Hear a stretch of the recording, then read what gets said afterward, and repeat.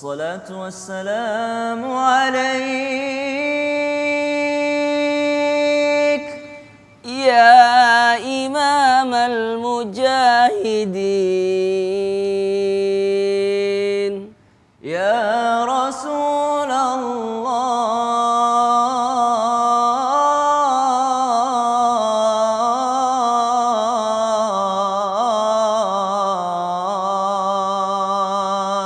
Assalatu wassalamu alaik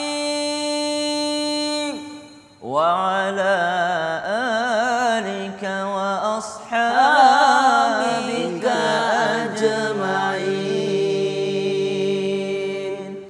Assalamualaikum warahmatullahi wabarakatuh. Waalaikumsalam warahmatullahi wabarakatuh. Jamaah. Oh jamaah. Alhamdulillah. Alhamdulillah. Allahumma shalli ala sayyidina Muhammad wa ala alihi sayyidina Muhammad. Jamaah sekalian di rumah, alhamdulillah kita rasanya senang sekali bisa berkumpul belajar melalui Islam itu indah bersama saya Teuku Ryan, dan pastinya saya selalu ditemani sama guru-guru kita di sini. Masya Allah, ada Ustadz Maulana. Gimana Ustadz Maulana? Puasanya lancar? Alhamdulillah. Alamin. Kan kita diawali dengan puasa Rajab dulu, kemudian Saban, lalu Ramadan. Masya Allah. Senang kali ya kalau udah masuk bulan Ramadan tuh. Vibes-nya tuh beda gitu. Anak-anak aja kuat puasa, malu kita. Masya Allah. Anak saya umur 4 tahun aja. aja puasa. Masya Allah. Enggak kalah 4 tahun. Rencana Maulana saya suruh puasa ya Maulana. Jangan. Kalisa. Kalau anak kecil kasihan. Kalisa ini udah diajarin puasa umur 4 tahun. 3 tahun lebih, belum 4 tahun. Masya Allah. Mungkin Maulana boleh nggak? Baraka gimana? Udah puasa juga? Belum Ustaz, belum. Kasihan.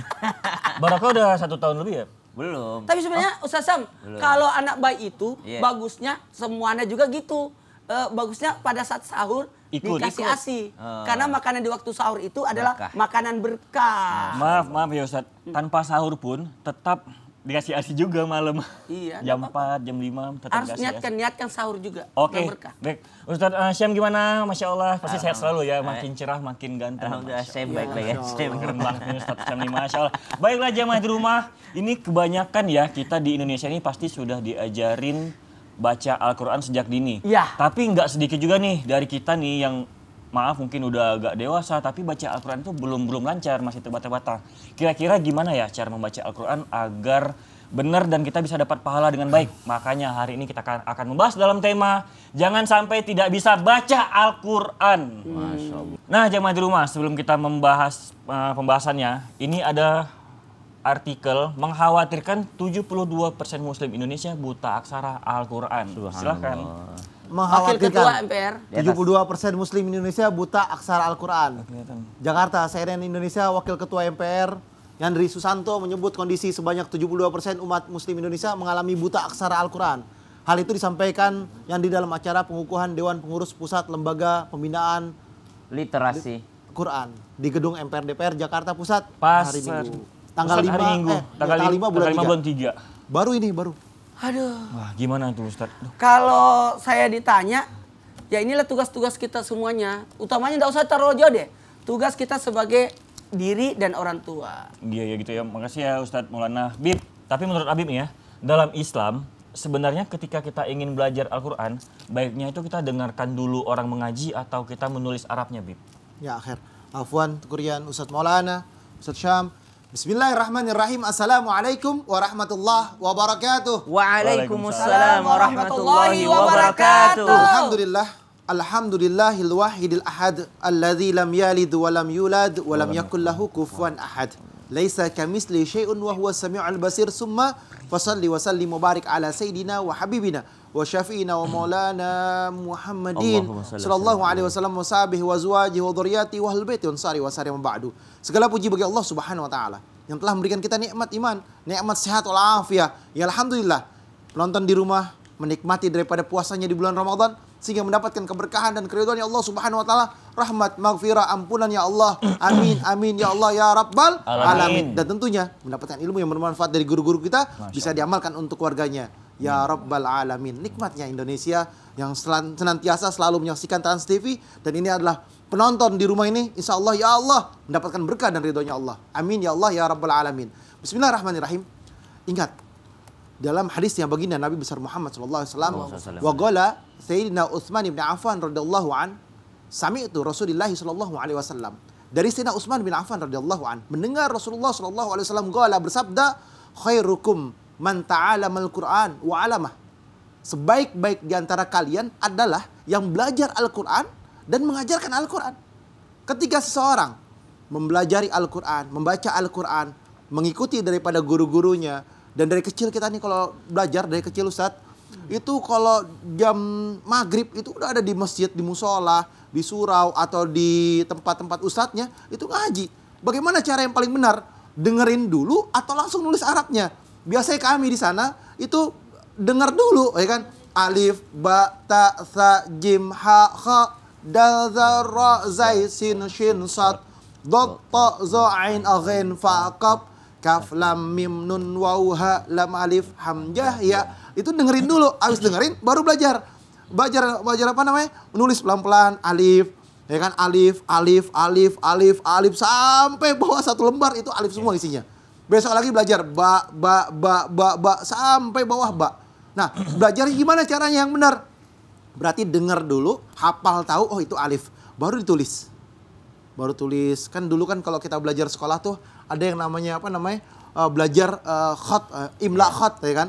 Nah, di imla, ya kan, habis itu lo khat dengan tulisan-tulisannya. Tapi biasanya kalau di sekolah itu ada. Tapi kalau di pengajian, taunya cuma nulis aja. Mau bagus, nggak bagus tulisannya, mereka belajar nulis. Nah, ketika dia menulis, nulis ini lebih cepat untuk mengingatnya. Lebih cepat untuk menghafalnya. Dan biasanya juga ketika dia menulis alif, alif, alif, alif, ditempel otaknya alif. Alif berarti kan, apa namanya, lurus, tegak. Lurus. Habis itu ba, ta, tha, jim, ha, kho, dan seterusnya. Ketika dia belajar nulis, dia dengar, nulis, dan dia dengar, ini lebih mudah. Biasanya kalau anak kecil, kayak anak saya nih, itu hafalnya tuh yang pertama kali adalah dengar dulu. Alif, ba, ta, tha, sampai habis dia hafal. Disuruh nulis, nggak bisa. Karena apa? Dari dengar dulu. Nah, nulis baru dibelajarin satu-satu. Alif, ba, ta, tha. Itulah cara yang benarnya. Jadi kalau ditanya bagaimana cara belajar yang baik, belajar yang baik adalah dia dengar dulu. Biasanya umumnya anak kecil, banyak juga mereka hafal Quran. Ya kan? Dia hafal surat An-Naba, surat-surat yang lainnya, dan lain sebagainya, itu biasanya dia dengar dulu. Ketika dia dengar, dia baru belajar nulis. Nggak jadi masalah. Yang penting dia bisa nulis, dia bisa baca. Bagaimanapun cara metode daripada gurunya, insya Allah itu metode yang terbaik. Tapi yang terpenting adalah kita wajib bagi seorang muslim dan muslimat untuk bisa iqra'ul Quran, untuk membaca Al-Quran. Karena apa? Al-Quran ini adalah yang bikin hati kita tenang. Al-Quran ini yang membuat jiwa kita tenang. Al-Quran ini yang jadi penolong kita. Al-Quran ini adalah yang bakalan menjadikan diri kita dan jiwa kita terjaga, terbentengi daripada hal-hal keburukan. Bisa juga tolak daripada sihir, wabah, musibah, dan lain sebagainya. Karena apa? Al-Quran ini adalah kalamullah. Al-Quran diturunkan untuk Nabi Muhammad SAW. Masya Allah, terima kasih Bib. Saya jadi teringat pada saat Habib bilang, baiknya itu mendengarkan dulu baru menulis. Betul. Memang benar dari waktu saya ngaji di TPA dulu, tulis A sampai bawah, ba sampai bawah, ta, sa, itu lengkap banget Bib. Jadi kita bisa ingat lagi bahwa baiknya itu mendengarkan dan juga menulis gitu Bib ya. Masya Allah, terima kasih Habib. Ya karena kan menulis itu artinya mengikat kan. Iya, menulis mengikat. Ya, jadi kalau binatang itu diikat dengan talinya, sementara kalau ilmu diikat dengan tulisan. Jadi biar kita cepat menghafal juga gitu sebenarnya. Masya Allah, terima kasih Ustadz Maulana. Tapi ya Ustadz Syam, terus sebenarnya apa sih keuntungan atau dahsyatnya ketika kita bisa membaca Al-Quran, Ustadz Syam? Silahkan. Bismillahirrahmanirrahim. Tabe, Guru Habib Usman, Maulana, Tekurian, serta guru-guru kami yang dimuliakan Allah Subhanahu wa Ta'ala. Alhamdulillahi Rabbil Alamin. Alhamdulillahilladzi anzala ala abdihi al-kitab wa lam yaj'al lahu iwaja qayyiman liyunzira ba'san shadidan min ladunhu wa yubashshirul mu'minin alladzina ya'maluna as-salihati anna lahum ajran hasana. Allahumma salli ala sayyidina Muhammadin an-nabiyil ummi wa ala alihi wa sahbihi wa sallim. Jamaah Islam itu indah yang dimuliakan Allah Subhanahu wa Ta'ala.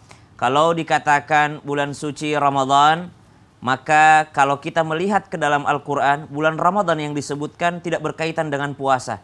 Bulan Ramadan yang disebutkan tidak berkaitan dengan tarawih. Bulan Ramadan yang disebutkan tidak berkaitan dengan zakat. Bulan Ramadan yang disebutkan tidak berkaitan dengan ngabuburit. Bulan Ramadan yang disebutkan tidak berkaitan dengan sahur bersama. Tapi bulan Ramadan yang disebutkan dalam Al-Quran, ba'da naqul a'udzubillahi minasyaitonir rajim, syahrul ramadan alladzi unzila fihi al-Qur'an hudan lin-nasi wa bayyinatin minal huda wal furqan bulan Ramadan di tahap awal disebut dalam ayat ini adalah berkaitan dengan turunnya Al-Quran. Berarti sangat jelas kedahsyatan Al-Quran itu akan dirasakan ketika bulan suci Ramadan telah tiba dan kita mesti membawa oleh-oleh Al-Quran keluar daripada Ramadan nanti. Maka Al-Quran kedahsyatan pertama adalah Al-Quran ini adalah Al-Quran yakni kitab suci yang diturunkan sebagai petunjuk kepada umat baginda Nabi besar Muhammad sallallahu alaihi wasallam. Yang pertama. Yang kedua, keuntungan dalam membaca Al-Quran ada yang sangat populer daripada hadis baginda Nabi SAW, bahwasanya ternyata dalam setiap hurufnya mengandung 10 kebaikan. Aku tidak mengatakan, kata Nabi SAW, aku tidak mengatakan bahwa alif lam mim itu satu huruf, tapi alif satu huruf, lam satu huruf, dan mim satu huruf. Berarti 30 kebaikan dari alif lam mim saja. Subhanallah. Berarti pahalanya luar biasa. Kemudian yang ketiga, hadis baginda Nabi SAW dalam sebuah riwayat mengatakan, sesungguhnya amalan yang paling afdal ala ummati, atas umatku adalah qiraatil Quran. Amalan yang paling utama atas umatku adalah membaca Al-Quran. Subhanallah. Jadi kalau ada orang sholat, puasa, zakat, itu belum lengkap jikalau tidak diiringi dengan ibadah membaca Al-Quran. Kemudian yang ketiga, kedahsyatan daripada membaca Al-Quran, kata Nabi SAW perumpamaan seorang yang beriman lalu dia membaca Al-Quran bagaikan buah yang rasanya manis dan aromanya wangi. Mukmin yang membaca Al-Quran, buah yang manis dan aromanya wangi. Kemudian yang kedua, mukmin yang tidak baca Quran, rasanya manis tapi tidak wangi aromanya. Kemudian ada orang fasik lalu dia membaca Al-Quran, wangi aromanya tapi pahit rasanya. Tapi yang terakhir ini, udahlah dia fasik, tidak membaca Al-Quran lagi, bagaikan buah yang sudah pahit rasanya, lalu aromanya busuk. Maka subhanallah, kita ingin menjadi yang golongan pertama, ingin mendapatkan kedahsyatannya membaca Al-Quran. Apa itu? Aromanya wangi. Dibarengi dengan meningkatnya keimanan kita, maka bertambah manis pula rasanya. Berarti manis buahnya serta wangi aromanya, itu yang diinginkan dari setiap mukmin. Kemudian kedahsyatan selanjutnya, kata Ibunda Aisyah radhiyallahu ta'ala anha, pernah mendengarkan baginda Nabi SAW, al-mahiru bil Quran ma'as safaratil kiramil bararah. Orang yang membaca Al-Quran, pandai dalam Al-Quran, maka dia bersama dengan para malaikat yang agung, yang taat kepada Allah Subhanahu wa Ta'ala. Derajat manusia ini sama rata di hadapan Allah Subhanahu wa Ta'ala. Namun yang mengangkat derajat kita adalah dalam hal membaca Al-Quran. Tapi orang yang tersendat-sendat dalam membaca Al-Quran, baru belajar membaca Al-Quran, falahu ajran. Subhanallah, hebatnya Al-Quran, salah pun dalam membacanya, masih belajar pun dalam membacanya. Kata Ibunda Aisyah dalam hadis baginda Nabi SAW, itu bahkan pahalanya 2 kali lipat dibandingkan orang yang sudah lancar membaca Al-Qurannya. Artinya bukan berarti orang yang tidak bisa baca Al-Quran tidak baca Quran sama sekali. Justru belajarnya akan mendapatkan pahala yang berlipat ganda dibanding orang yang sudah pandai baca Al-Quran. Ini sebagai motivasi supaya kita tetap berusaha membaca Al-Quran meskipun kesulitan di dalamnya. Wallahu ta'ala a'lam. Masya Allah, ternyata Ustaz Syam, derajat manusia di bumi ini semua sama. Tapi karena kita membaca Al-Quran, insya Allah bakal dinaikkan derajatnya ya? Iya, membersamai malaikat yang agung. Masya Allah, siapa sih yang gak mau seperti itu ya Ustaz Syam ya? Masya Allah, malaikat itu gak pernah bikin dosa. Malaikat itu taat aja kerjanya. Masya Allah, terima kasih Ustaz Syam. Nah Ustaz Maulana, ketika kita ingin mengajarkan anak kita nih untuk membaca Al-Quran, baiknya kita ajarkan langsung atau melalui guru ngaji, ataupun kita titipkan di TPA, itu baiknya seperti apa Ustaz Maulana? Silakan. Makasih banyak. Izin Habib dan Ustaz Syam. Bismillahirrahmanirrahim. Assalamualaikum warahmatullahi wabarakatuh. Waalaikumsalam warahmatullahi wabarakatuh. Jamaah. Yeay. Oh jamaah. Yeay. Alhamdulillah. Alhamdulillahirrabbilalamin. Allahumma salli ala sayyidina Muhammad wa ala sayyidina Muhammad. Masya Allah tabarakallah, di bulan yang mulia ini, bulan awal turunnya Al-Quran, sahur Ramadan allazina unzila fil Quran hudal linnas wa bainat. Masya Allah tabarakallah, bulannya Quran. Siapa yang membaca Al-Quran bagaikan membaca 70 kali Quran di luar bulan suci Ramadan. Karena seluruh amalan di bulan Ramadan itu dilipat gandakan sampai 70 kali lipat. Dan nah pertanyaannya Rian mantap ini. Siapa yang bagus ngajarin? Apakah orang tua atau guru? Kita tawar-menawar nih. Mau nggak kita yang dapat pahala dari ngajarin anak? Pasti mau kan? Mau dong. Kebayang nggak Ini jariahnya luar biasa. Karena ketika anak itu bisa baca Quran, lalu yang ngajarin adalah kita, maka selama anak itu ngaji dapat pahala terus. Minimal ajarin anak kita baca surah Al-Fatihah. Iya minimal. Nah, pertanyaannya, kalau memang yang ngajarin itu, ya memang profesi guru. Mohon maaf ya, karena untuk mengajar itu tidak semudah yang kita kira. Karena mengajar itu pakai teknik, pakai cara. Tidak semua. Orang tua kalau ngajarin anak emosi. Salah, tidak begitu caranya. Itu kan gitu. Kadang-kala orang tua menghindari ngajarin anak karena tidak mau emosi di depan anak. Sementara guru itu pasti pakai teknik dan cara, kesabaran dan ketabahannya menghadapi anak-anak. Tidak semudah karena memang ada pembelajaran tersendiri untuk jadi guru. Tapi tidak ada salahnya orang tua ngajarin anak. Tapi pada pokoknya kalau berbicara tentang ngajarin anak baca Quran, yang wajib ngajarin Quran adalah orang tuanya. Sekali lagi, yang berkewajiban ngajarin anak untuk baca Quran adalah orang tuanya. Cuman kalau ada guru itu hanya mewakilkan orang tua untuk ngajarin anak ngaji. Sekali lagi, jadi guru itu hanya, mohon maaf, hanya mewakilkan tanggung jawab orang tua untuk ngajarin anak. Kewajiban ngajarin anak untuk baca Quran tetap dalam hal ini adalah orang tua. Dalam hal ini orang tua. Makanya bukan berarti ada gurunya, tetap peduli, sudah ngaji. Udah juz berapa? Saya alhamdulillah setiap ketemu anak, yang saya tanyakan juznya juz berapa? Udah juz berapa? Juz 15, juz 20. Kan senang saya. Tambah dong. Jadi selalu dimotivasi. Ketemu anak ngajarin, sudah sholat gak? Kayak tuh. Sudah ngaji belum? Itu yang kita ajarin. Kalau masalah makan, gak usah ditanya. Udah makan, pasti makan itu. Kalau lapar. Pasti lapar makan itu. Yang harus kita tanyakan itu, sudah belajar? Udah ngaji? Udah sholat belum? Itu yang kita harus sampaikan. Dalam hal inilah orang tua nanti akan diminta pertanggungjawabannya di atas kemudian. Karena tugas orang tua ada 3. Menafkahi, melindungi, dan yang ketiga adalah mendidik. Ku ampusakum ahlikum nara. Salah satunya bagaimana kita ngajarin anak kita agama. Supaya anak itu terhindar dari apinya neraka. Pembelajaran yang terhebat adalah ngajarin anak kita adalah mengajarkan Al-Quran. Ajarkan anak kita Al-Quran dengan tanggung jawab kita sebagai orang tua yang kelak diminta pertanggungjawabannya dari kemudian. Dan terima kasih banyak kepada guru-guru ngajarin anak kami Quran, baca Quran itu luar biasa. Terima kasih banyak. Meskipun kadangkala ada orang menyampingkan guru-guru karena menganggap remeh. Tapi ingat, mereka adalah orang yang sangat mulia. Apalagi guru-guru Al-Quran. Maaf ya, kalau kursus bahasa Inggris berani bayar seberapa itu. Tapi kalau guru ngaji, bayarnya pakai beras 1 liter ya. Kan guru ngaji harus ikhlas Ustaz. Aduh, ikhlas juga sih. Inilah yang salah. Giran bayar yang umum dia berani besar. Tapi giran bayar guru agama dia kecil. Padahal pahala terbesar salah satunya adalah memberikan kepada guru agama yang lebih besar. Masya Allah. Semakin banyak itu semakin ikhlas. Iya.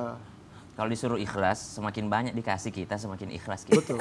Semakin berkah juga. Jadi guru ngaji itu kata Ustaz Sam, semakin banyak dikasih ke guru ngaji, semakin ikhlas. Masya Allah. Tapi Ustaz Monas sebaiknya semakin kurang ikhlas gitu. Masya Allah. Tapi sebaiknya itu adalah sebenarnya guru ngaji untuk anak itu baiknya orang tua dulu. Orang tua, tetap orang tua. Guru itu hanya membantu karena guru itu memiliki teknik. Orang tua kewajiban tapi tidak punya teknik. Berarti guru ngaji itu hanya mewakilkan orang tua. Betul. Gitu ya? Nah sebelum kita lanjut nih, Rian ingin bertanya lagi nih kepada Ustadz Syam, Habib. Sebenarnya kalau kita mau belajar ngaji nih, pada saat udah tua aja boleh nggak sih? Astagfirullahaladzim. Rian baru. Kok Rian? Kan Rian bertanya nih Ustadz, jangan tuduh Rian dong. Udah Rian keluar aja lah kalau gitu. Ya, dia ngambek nih. Ngambek gitu Ustaz. Gimana tuh, Bib? Aduh ya Allah. Ustadz Maulana sih. Harus dibujuk nih. Lihat dulu ya. Malah kejar-kejaran Bib. Ya udah deh kita lanjutkan setelah yang satu ini. Tetap di Islam itu Indah. Jamaah, jamaah. Alhamdulillah. Satu baper.